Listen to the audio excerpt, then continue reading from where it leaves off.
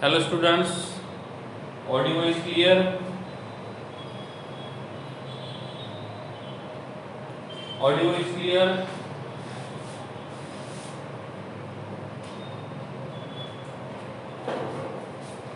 Okay. In last lecture, we learned about some basic concept. Shantanu, now audio clear? Shantanu, now audio is clear? Shantanu, okay, चलिए। तो हम पढ़ रहे थे basic terms. After that हमको start करना है फर्स्ट चैप्टर, ठीक है। तो यहाँ से हम लोग स्टैंडर्ड 11 का चैप्टर नंबर 1 शुरू करने वाले हैं, ठीक है। इस चैप्टर नंबर 1 में सबसे पहले हम कुछ बेसिक्स देखते हैं, उसकी तरफ ध्यान देते हैं पहले, ठीक है। तो सबसे पहली चीज जो मैं आपको पढ़ाने वाला हूँ number 1, that is called as science का मतलब, ठीक है। तो जब आप 10th स्टैंडर्ड में थे तो 10th स्टैंडर्ड में आपका एक सब्जेक्ट जो था उसको हमने बोला था साइंस। कौन सा सब्जेक्ट था? साइंस। इस 10th स्टैंडर्ड के साइंस में आपको टोटल जो चैप्टर्स थे, so total number of chapters in 10th standard total number of chapters was 16। Total number of chapters was 16। उनमें से 5 चैप्टर्स जो थे वो केमिस्ट्री से रिलेटेड थे, 5 चैप्टर्स जो थे वो फिजिक्स से रिलेटेड थे, और 6 चैप्टर्स जो थे वो बायोलॉजी के रिलेटेड थे, ठीक है। तो इस प्रकार से केमिस्ट्री, फिजिक्स और बायोलॉजी इन तीनों मिला के टोटल जो चैप्टर्स थे वो थे 16, ठीक है। So that is in 10th standard science subject, ठीक है। अब 10th स्टैंडर्ड में जो आपका साइंस सब्जेक्ट था, उस साइंस सब्जेक्ट को 11th में हम लोग 3 पार्ट में डिवाइड करेंगे। पहला जो पार्ट रहेगा that will be chemistry, second part will be physics and third part will be biology, ठीक है। आपको पता है कि फिजिक्स में क्या पढ़ना है, बायोलॉजी में क्या पढ़ना है और केमिस्ट्री में क्या पढ़ना है, ठीक है। केमिस्ट्री में क्या पढ़ना है, फिजिक्स में क्या पढ़ना है और बायोलॉजी में क्या पढ़ना है, ठीक है। फिर भी हम केमिस्ट्री के हिसाब से जाएंगे, बाकी में क्या करना है वो मुझे नहीं पता, लेकिन केमिस्ट्री में क्या करना है वो हम देखेंगे, ठीक है। तो सेकंड थिंग जो हमको देखनी है वो देखनी है केमिस्ट्री का मतलब क्या होता है, what is the meaning of chemistry. Suppose किसी ने पूछा आपको 11th स्टैंडर्ड में कितने सब्जेक्ट है, तो आपने उनमें से एक नाम दिया कि केमिस्ट्री एक सब्जेक्ट है, और किसी ने आपको पूछा what is the meaning of chemistry, तो केमिस्ट्री के बारे में कॉमन डेफिनेशन कहा जाता है chemistry means reactions, chemistry means chemical reactions.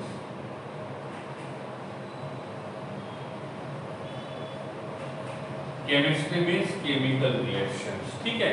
तो ऐसा जरूरी नहीं है कि केमिस्ट्री का मतलब केमिकल रिएक्शंस होने ही चाहिए।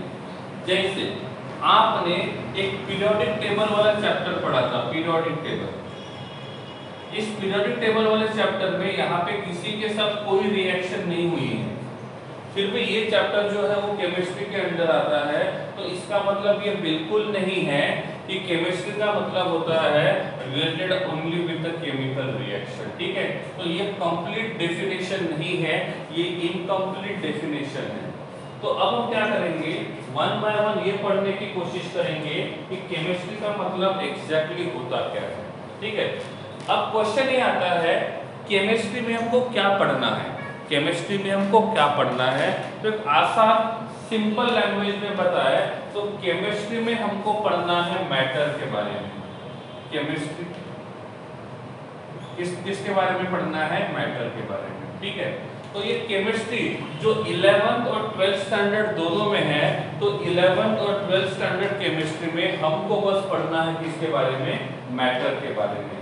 आप में से कितने लोगों को मैटर का मतलब पता है? आप में से कितने लोगों को मैटर का मतलब पता है? जिनको मैटर का मतलब पता है वो हैंड रेज करेंगे। Those who knows the meaning of matter, definition पता होना जरूरी नहीं है, आप लिख सकते हो, तो भी आप बोल सकते हो, अपना हैंड रेज कर सकते हो। So out of 79, only 32 students knows about what is the meaning of matter. What is the meaning of matter? Only 38 students.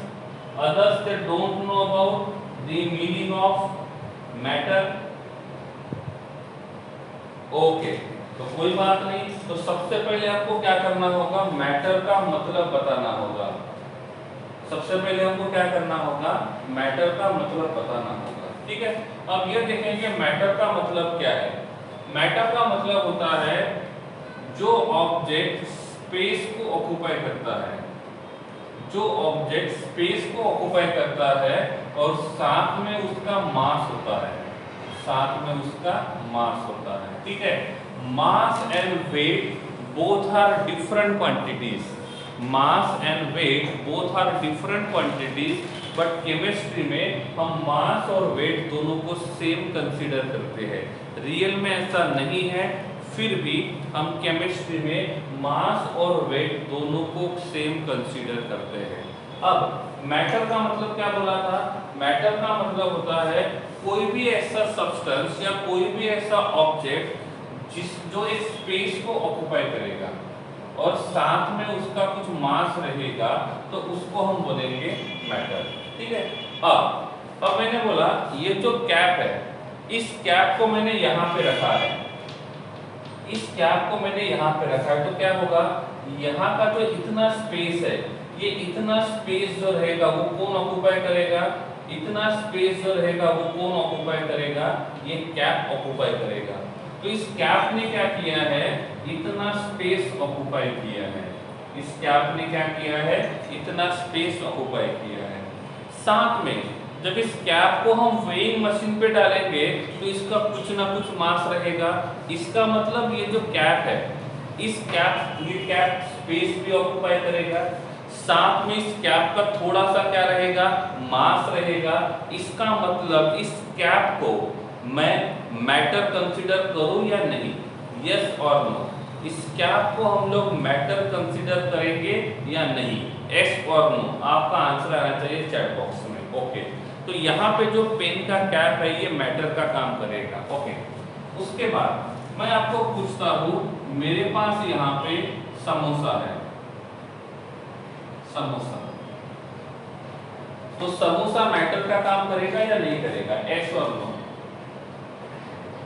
Samosa matter का काम करेगा या नहीं करेगा। कैसे पता चला, क्योंकि समोसा जो रहेगा वो थोड़ा सा स्पेस ऑक्युपाई करेगा, साथ में इसका जो रहेगा वो थोड़ा सा मास रहेगा, इसका मतलब ये दोनों के दोनों प्रॉपर्टी क्या करता है, शो करता है।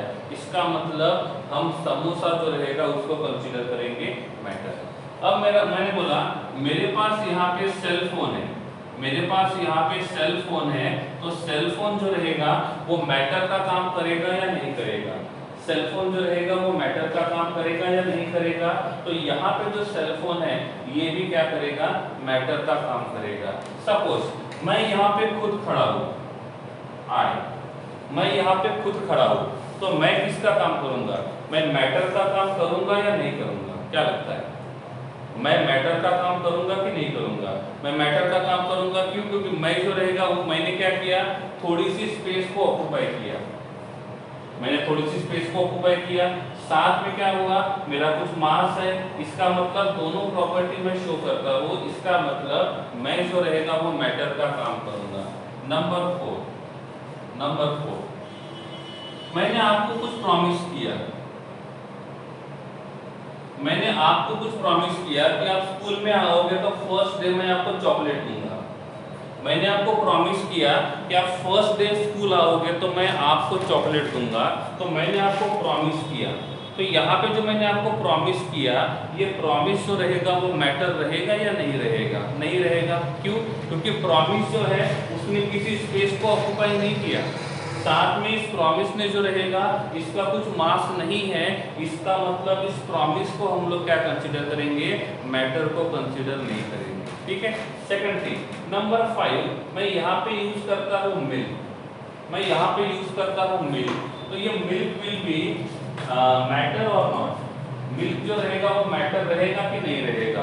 ये मिल्क जो रहेगा वो थोड़ा सा स्पेस ऑक्यूपाई करेगा, साथ में इसका मास रहेगा, तो इस मिल्क को हम लोग क्या बोल सकते हैं, इस मिल्क को हम लोग मैटर कंसीडर कर सकते हैं। ठीक है, तो इस प्रकार से यहाँ पे हमको ये पता चल जाना चाहिए मैटर का मतलब क्या होता है।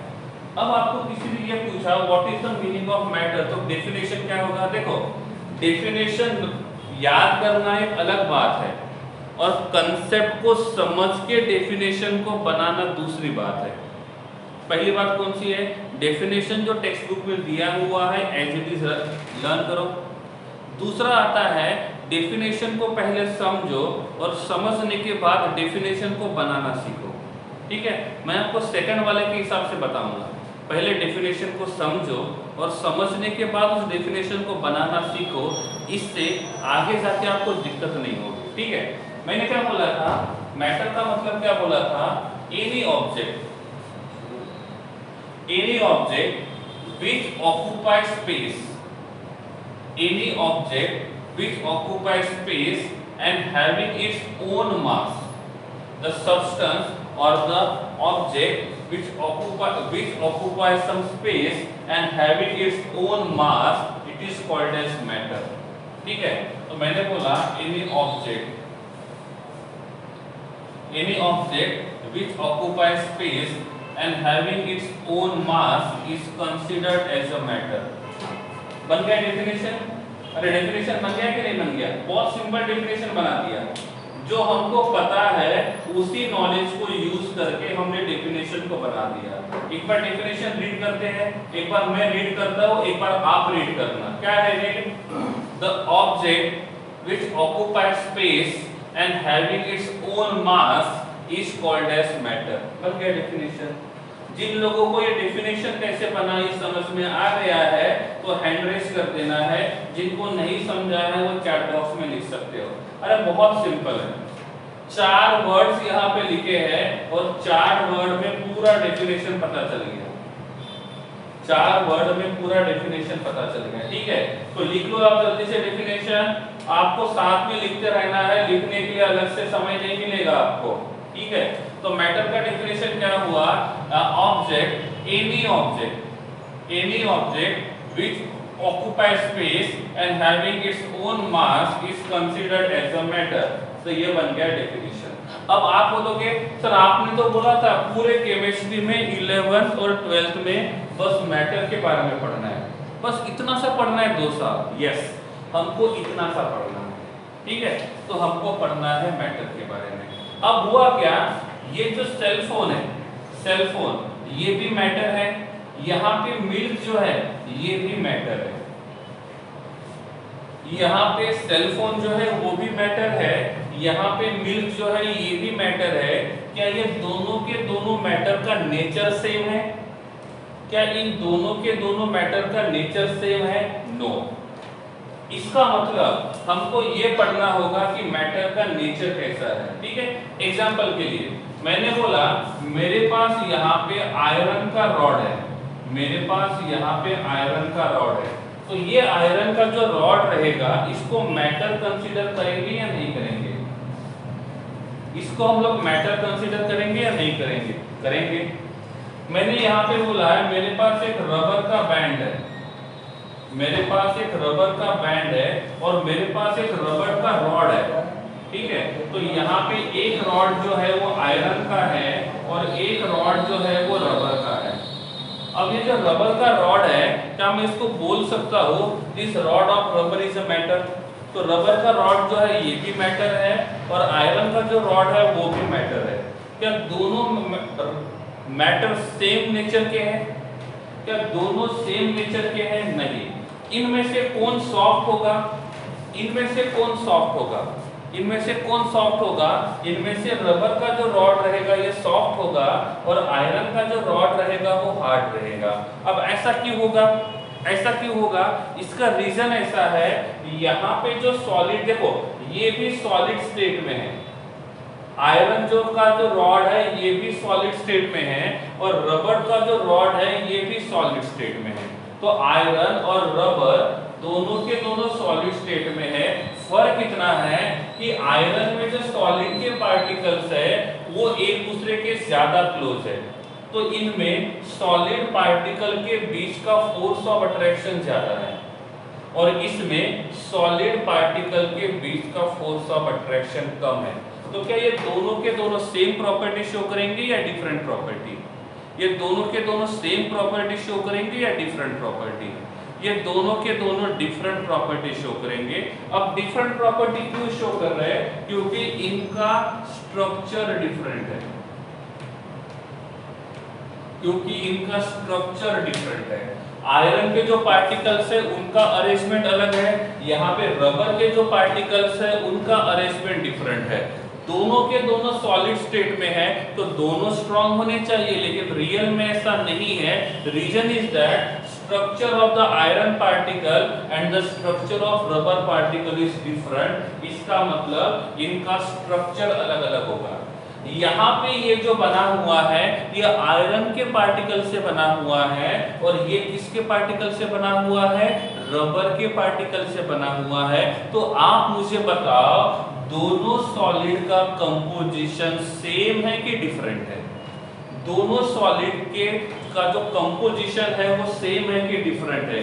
कंपोजिशन का मतलब होता है किससे बना हुआ है। कंपोजिशन का मतलब किससे बना हुआ है?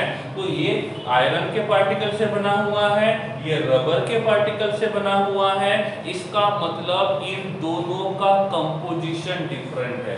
तो हमको दूसरी चीज देखनी पड़ेगी, उनका कंपोजिशन क्या है, उनका कंपोजिशन क्या है।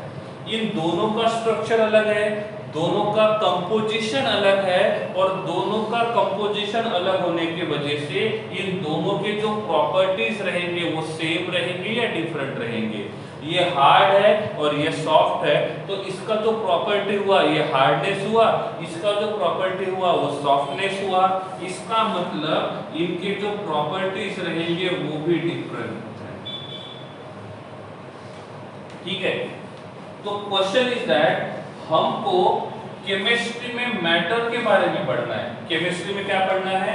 मैटर के बारे में पढ़ना है। ठीक है, अब केमिस्ट्री में मैटर के बारे में पढ़ना है, लेकिन मैटर के बारे में क्या क्या पढ़ना है? मैटर के बारे में ये पढ़ना है क्या उनका स्ट्रक्चर सेम है कि डिफरेंट है, उनका कंपोजिशन सेम है कि डिफरेंट है, उनकी प्रॉपर्टी सेम है कि डिफरेंट है। क्या पढ़ना है?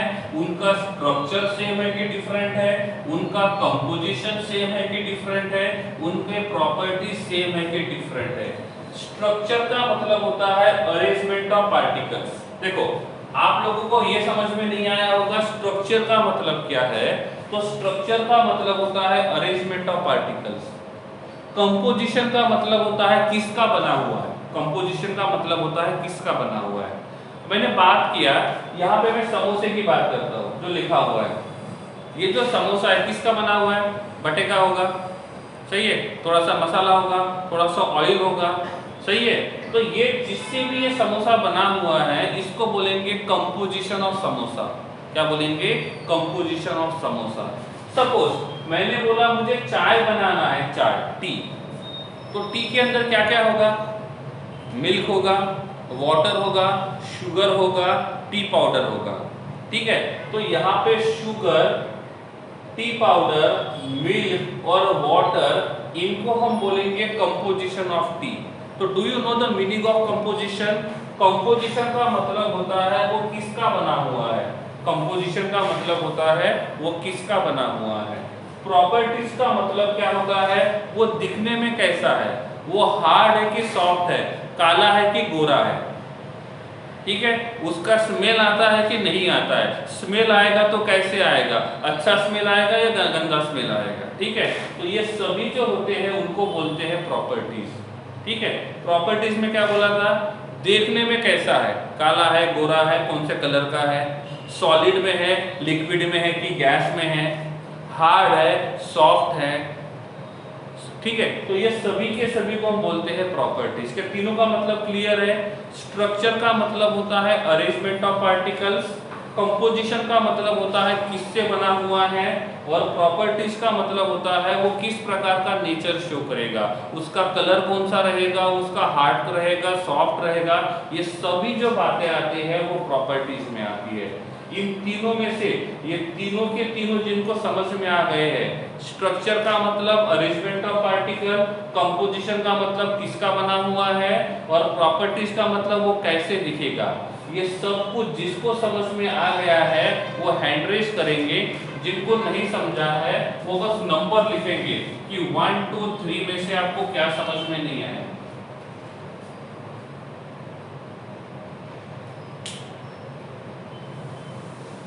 Okay, very good. Shantanu composition, देखो बेटा, शंतनु कंपोजिशन, कंपोजिशन का मतलब होता है वो किससे बना हुआ है, कंपोजिशन का मतलब क्या होता है, शंतनु किससे बना हुआ है।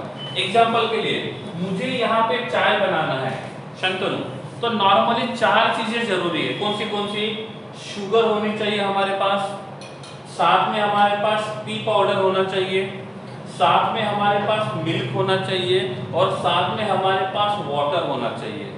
तो इन दोनों को मिक्स करके मैंने चाय बनाई, और ये चाय मैंने आपको पिला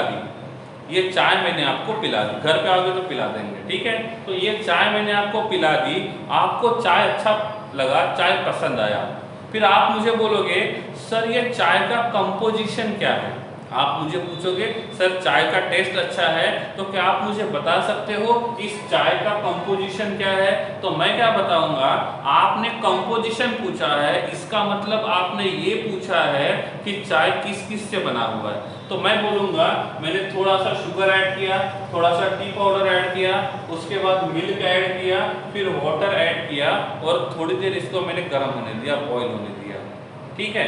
तो मैंने इस चाय में क्या क्या ऐड किया था, शुगर, टी पाउडर, मिल्क और वाटर, तो ये चारों के चारों बन जाएंगे कंपोजिशन ऑफ टी, जैसे मैंने यहाँ पे लिखा C6H12O6 शंतनु, C6H12O6, ये वाला मॉलिक्यूल किस किस से बना हुआ है, ये कार्बन से बना हुआ है, हाइड्रोजन से बना हुआ है, और ऑक्सीजन से बना हुआ है, समझ में आ रहा है। तो ये वाला जो मॉलिक्यूल है वो कार्बन, हाइड्रोजन, ऑक्सीजन से बना हुआ है, तो ये बन जाएगा इसका कंपोजिशन। मतलब किसी ने आपको पूछा कि ग्लूकोज किसका बना हुआ है, ग्लूकोज का कंपोजिशन क्या है, तो आपका आंसर होना चाहिए ग्लूकोज में कार्बन भी प्रेजेंट है, हाइड्रोजन भी प्रेजेंट है, और ऑक्सीजन भी प्रेजेंट है शंतनु, ठीक है। तो कंपोजिशन का मतलब होता है वो किससे बना हुआ है, ठीक है, ओके, ठीक है। तो मैटर के बारे में पढ़ना है, केमिस्ट्री में मैटर के बारे में पढ़ना है, तो मैटर के बारे में पढ़ना है structure of matter, composition of matter and properties of matter. Matter के बारे में क्या पढ़ना है, स्ट्रक्चर ऑफ मैटर, वो जो मैटर है उसका स्ट्रक्चर क्या है, वो जो मैटर है उसका कंपोजिशन क्या है, और वो जो मैटर है वो किस प्रकार के प्रॉपर्टीज को शो करेगा, ठीक है। अब आते हैं केमिस्ट्री के डेफिनेशन की तरफ, इलेक्ट्रॉन को मैटर बोलेंगे, yes, electron is a type of matter, electron को मैटर बोल सकते हैं क्योंकि इलेक्ट्रॉन जो है वो उस स्पेस को ऑक्युपाई करेगा, साथ में उसका जो रहेगा वो थोड़ा सा मास रहेगा, और इसीलिए हम इलेक्ट्रॉन को बोल सकते हैं it will be a matter, ठीक है। बाद में मैटर के इनसाइड में जाएंगे, अभी ये मैटर ऊपर से है, ठीक है। तो साइंस के 3 ब्रांचेस है, कौन से, केमिस्ट्री, फिजिक्स एंड बायोलॉजी। तो किसी ने पूछा व्हाट इज केमिस्ट्री, तो क्या बोलेंगे हम लोग, हम बोलेंगे chemistry is the branch of science, क्या बोल सकते हैं, chemistry is the branch of science बोल सकते हैं, क्योंकि आपने जो 10th स्टैंडर्ड में साइंस पढ़ा था उसको 3 पार्ट में डिवाइड किया है, तो क्या हम बोल सकते हैं chemistry is the branch of science, सही है, क्लियर है। तो केमिस्ट्री का डेफिनेशन क्या हुआ, chemistry is the branch of science, अब केमिस्ट्री में किसके बारे में पढ़ते हैं? केमिस्ट्री में किसके बारे में पढ़ेंगे? मैटर के बारे में। तो क्या बोलेंगे? Chemistry is the branch of science which deals with the study of matter. हम डेफिनेशन को सीख रहे हैं, डेफिनेशन कैसा बना? Chemistry is the branch of science which deals with the study of matter. यहां तक क्लियर है? यहां तक क्लियर है? Chemistry is the branch of science which deals with the study of matter। clear? okay। अब हमको मैटर में क्या पढ़ना है? मैटर में क्या पढ़ना है? Structure of matter, composition of matter and properties of matter. तो अब पूरा डेफिनेशन क्या होगा? पूरा डेफिनेशन होगा chemistry is the branch of science which deals with the study of matter। कौन से स्टडी करेंगे? हम करेंगे structure of matter, composition of matter and properties of matter. तो डेफिनेशन बन गया chemistry is the branch of science which deals with the study of structure, composition and properties of matter. Definition clear है? Repeat करता हूं last time. Chemistry is the branch of science which deals with the study of structure, composition and properties of matter। Clear हुआ definition? Definition समझ में आया तो hand raise करना है और साथ में नोट डाउन करते रहना है। तो chemistry is the branch of science which deals with the study of structure, composition and properties of matter। ठीक है, लिख लिया डेफिनेशन? चलो आगे बढ़ते हैं। ठीक है, ये है केमिस्ट्री का डेफिनेशन कि केमिस्ट्री का डेफिनेशन क्या रहेगा और किस प्रकार से रहेगा। अब ये जो केमिस्ट्री है उसको बेसिकली हम 4 पार्ट में क्लासिफाई करते हैं। केमिस्ट्री के 4 ब्रांचेस है। कौन से? पहला जो केमिस्ट्री होता है उसको बोलते हैं organic chemistry. First one will be organic chemistry, second will be inorganic chemistry, third वाला जो रहेगा that is called as physical chemistry, and last वाला जो होता है ये होता है analytical chemistry। कौन सा रहेगा? analytical chemistry। तो chemistry having 4 main branches. Chemistry के ओनली 4 ब्रांचेस नहीं है, यहाँ पे जियोलॉजी भी आता है, मेटलर्जी भी आता है।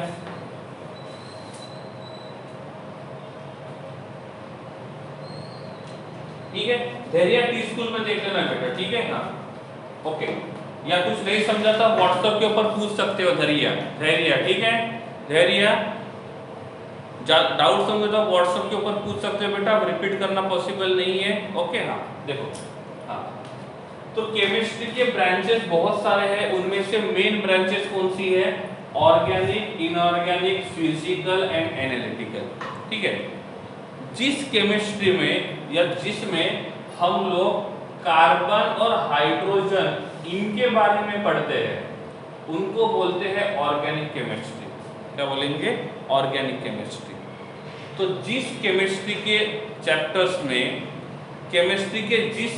में हमने कार्बन और हाइड्रोजन के बारे में पढ़ा है उसको बोलेंगे it belongs to organic chemistry. It belongs to organic chemistry.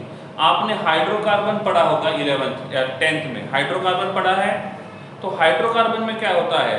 Alkene को अल्कीन से बनाते हैं, अल्केन से अल्कोहल बनाते हैं, अल्कोहल से अल्डिहाइड बनाते हैं, अल्डिहाइड से कार्बोक्सिलिक एसिड बनाते हैं। तो ये सभी के सभी जो होते हैं इनमें कार्बन और हाइड्रोजन को यूज करते हैं, तो इनको हम इंक्लूड करेंगे ऑर्गेनिक केमिस्ट्री में। ठीक है, तो टोटल जितने भी एलिमेंट्स है, कितने एलिमेंट्स है टोटल कितने एलिमेंट्स है? एनीवन? टोटल एलिमेंट्स कितने हैं? टोटल एलिमेंट्स कितने हैं?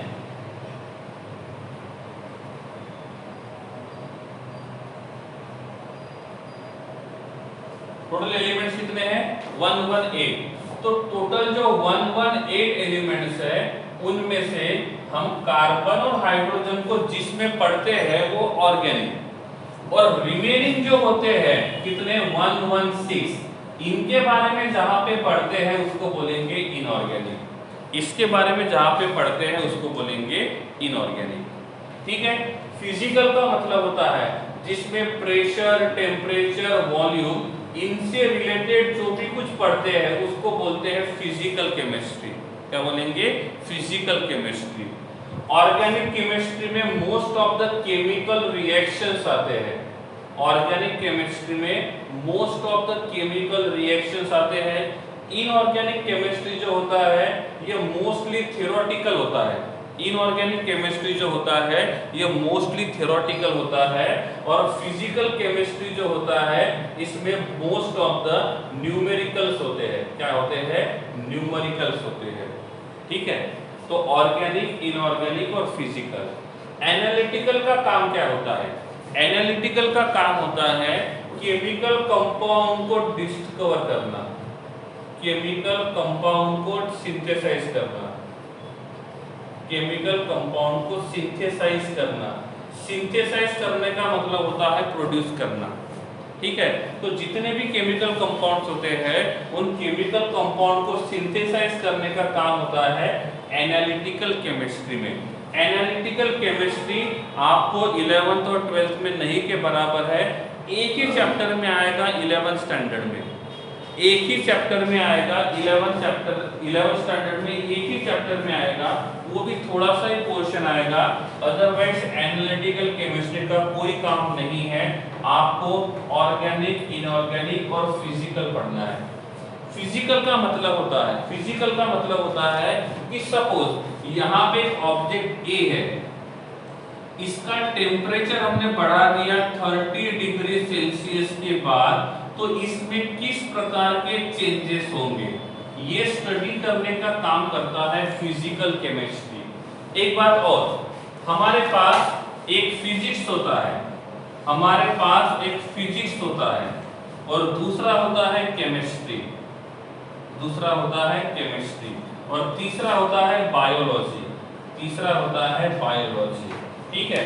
तो फिजिक्स और केमिस्ट्री इन दोनों को ज्वाइन करने का काम करता है फिजिकल केमिस्ट्री। इन दोनों को ज्वाइन करने का काम करता है फिजिकल केमिस्ट्री। तो फिजिकल केमिस्ट्री फिजिक्स और केमिस्ट्री दोनों के बीच का ब्रिज बनने का काम करता है। और जैसे फिजिक्स में मोस्ट ऑफ द टाइम हमको न्यूमेरिकल्स के बारे में पढ़ना होता है, वैसे ही फिजिकल केमिस्ट्री में न्यूमेरिकल्स ज्यादा आते हैं। ठीक है। तो physical chemistry is just like a physics. 100% physics नहीं है, लेकिन 50% फिजिक्स है और 50% केमिस्ट्री है।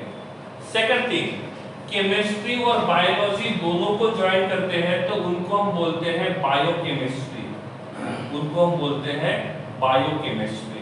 तो बायोकेमिस्ट्री का मतलब होता है chemistry and biology both are involve, और फिजिकल केमिस्ट्री का मतलब होता है फिजिक्स और केमिस्ट्री। ठीक है। जैसे आपके 10th स्टैंडर्ड में चैप्टर नंबर 1 कौन सा था? 10th स्टैंडर्ड में चैप्टर नंबर 1 कौन सा था? 10th स्टैंडर्ड में चैप्टर नंबर 1 जो था वो था केमिकल रिएक्शंस। तो केमिकल रिएक्शंस वाला जो पहला चैप्टर आता है वो आता है ऑर्गेनिक केमिस्ट्री के अंडर। कहाँ पे आता है? ऑर्गेनिक केमिस्ट्री के अंडर। तो पहला चैप्टर ऑर्गेनिक केमिस्ट्री के अंडर आएगा। सेकंड वाला जो चैप्टर था वो कौन सा था? सेकंड वाला चैप्टर कौन सा था? सेकंड वाला चैप्टर जो था वो था acid, base and salt. Second chapter कौन सा था?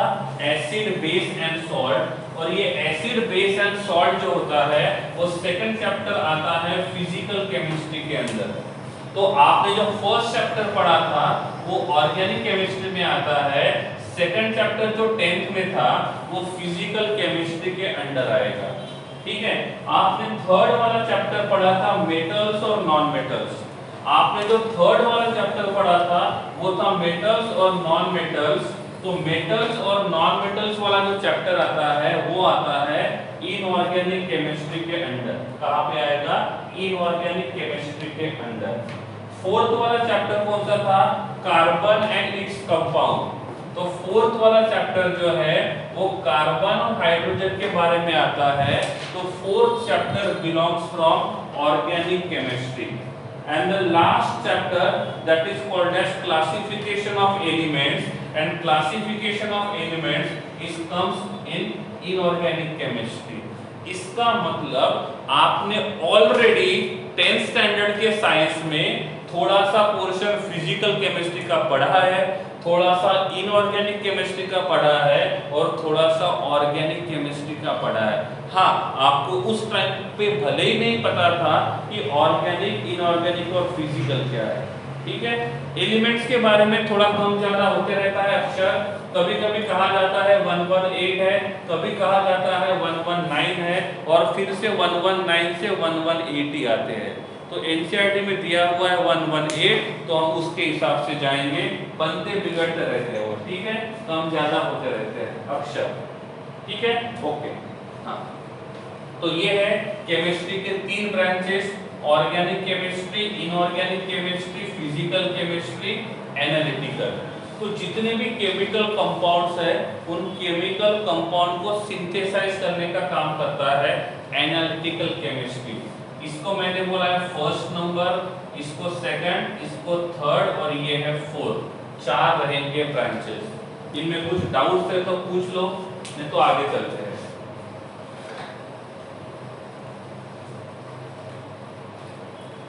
Organic, inorganic, physical and analytical.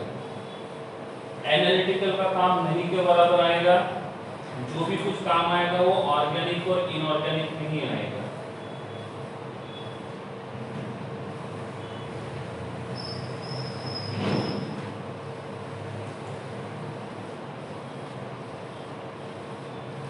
ठीक है, ओके, चलो। तो आज क्या पढ़ा हमने? आज क्या पढ़ा? पहले हमने पढ़ा साइंस का मतलब क्या होता है, फिर हमने पढ़ा केमिस्ट्री का डेफिनेशन, फिर हमने पढ़ा केमिस्ट्री का डेफिनेशन और लास्ट में हमने पढ़ा ब्रांचेस ऑफ केमिस्ट्री। क्या पढ़ा? Branches of chemistry. क्लियर है? पहले साइंस, साइंस में से केमिस्ट्री पढ़ा और केमिस्ट्री में से हमने ये पढ़ा कि केमिस्ट्री का डेफिनेशन क्या रहेगा, साथ में केमिस्ट्री के ब्रांचेस कौन से हैं। ठीक है, कोई बोर्ड वर्क यहाँ से सेंड नहीं किया जाएगा, आपको अपने साइड से ही स्क्रीनशॉट निकालना है। ठीक है, इफ आपके साइड में नेटवर्क इशू है तो आप अपने किसी दोस्त को बोल सकते हो, वो स्क्रीनशॉट निकाल के फिर भेज करे। ठीक है, while recording it's not possible to take the screenshot. Clear? Okay. ठीक है, तो आज हमने जितना पढ़ा, Vaishnavi sir what to write in class work book. जो भी मैं यहाँ पे बोल रहा हूँ, देखो वैष्णवी ने पूछा है लिखना क्या है। जैसे मैंने यहाँ पे मैटर का मतलब पढ़ाया था, तो जब मैंने आपको मैटर के बारे में पढ़ाया था तब मैटर के बारे में जो आपको समझा था वो आपको उसी टाइम पे लिख लेना है कि मैटर का मतलब क्या होता है, जो स्पेस ऑक्युपाई करेगा और जिसका मास रहेगा। ठीक है, तो ये बन जाएगा मैटर। तो आपका मैटर का टॉपिक वहां खत्म हो जाएगा। फिर मैंने आपको बताया था स्ट्रक्चर का मतलब क्या होता है। तो स्ट्रक्चर का मतलब होता है वो उसके पार्टिकल्स का अरेंजमेंट कैसा है। तो यहाँ पे लिख दो structure means arrangement of particles. Composition का मतलब क्या होता है, किससे बना हुआ है। हिंदी, इंग्लिश, मराठी, गुजराती जो भी लैंग्वेज आती है आप अपने ओन लैंग्वेज में लिख सकते हो। ठीक है, ऐसे ही प्रॉपर्टीज में लिख सकते हो। फिर मैंने आपको बोला था ऑर्गेनिक केमिस्ट्री का मतलब क्या है, तो आपको लिखना होगा मीनिंग ऑफ ऑर्गेनिक। क्या बताया था मैंने, जिसमें हम कार्बन और हाइड्रोजन से रिलेटेड कुछ पढ़ते हैं वो organic. Other than carbon hydrogen पढ़ेंगे तो वो inorganic. Physical, pressure, temperature, volume का एक दूसरे के साथ इंटर रिलेशन। तो जो आपको समझता है हर एक छोटी छोटी बात आप ओन वर्ड्स में लिख के रखो। क्या बोला मैंने, जो भी आपको कुछ समझ में आता है वो हर एक छोटी छोटी बात अपने ओन वर्ड्स में लिख के रखो, काम हो जाएगा। ठीक है, यहाँ पे लाइन टू लाइन कुछ लिखने की जरूरत नहीं है, एटलीस्ट 11th में तो नहीं है। कंसेप्ट समझो, जो आपको समझ में आ गया है उसको ओन वर्ड्स में लिखो। हिंदी, इंग्लिश, गुजराती, मराठी जो भी लैंग्वेज आपको अच्छी लगती है आप ओन वर्ड में लिख सकते हो। ये 11th 12th है, कंसेप्ट समझना इंपॉर्टेंट है।